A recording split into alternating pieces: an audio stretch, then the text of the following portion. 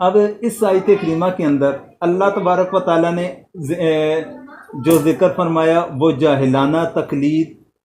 کے متعلق ذکر فرمایا کہ جاہلانہ تقلید اس کی اجازت اللہ تبارک و تعالیٰ نے اس آیت کریمہ کے اندر نہیں دی۔ تو اب جاہلانہ ایک تقلید آ جائے گی، جاہلانہ تقلید، اور ایک آتی ہے ائمہ مجتہدین کی تقلید۔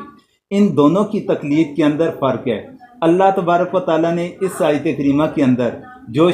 شرط لگائی یا جو قید لگائی کہ لا یعقلون شیئا ولا یہتدون، کہ یہاں پر کہ دو چیزوں کا ذکر فرمایا کہ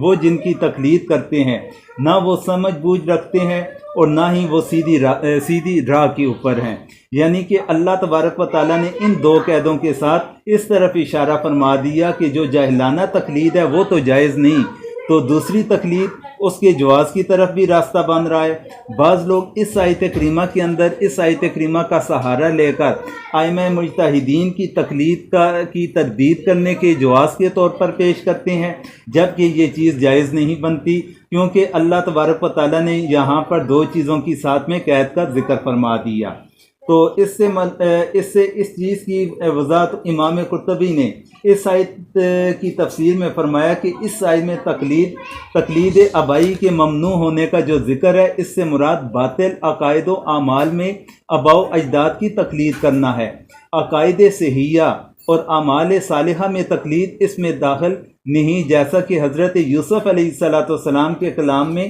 ان دونوں چیزوں کی وضاحت سورۃ یوسف میں اس طرح آتی ہے: انی ترکت ملۃ قوم لا یؤمنون باللہ وہم بالآخرۃ ہم کافرون، میں نے ان لوگوں کی ملت و مذہب کو چھوڑ دیا جو اللہ پر ایمان نہیں رکھتے اور جو آخرت کے منکر ہیں، اور میں نے اتباع کیا واتبعت ملۃ آبائی ابراہیم و اسحاق و یعقوب، اور میں نے اتباع کیا اپنے آبا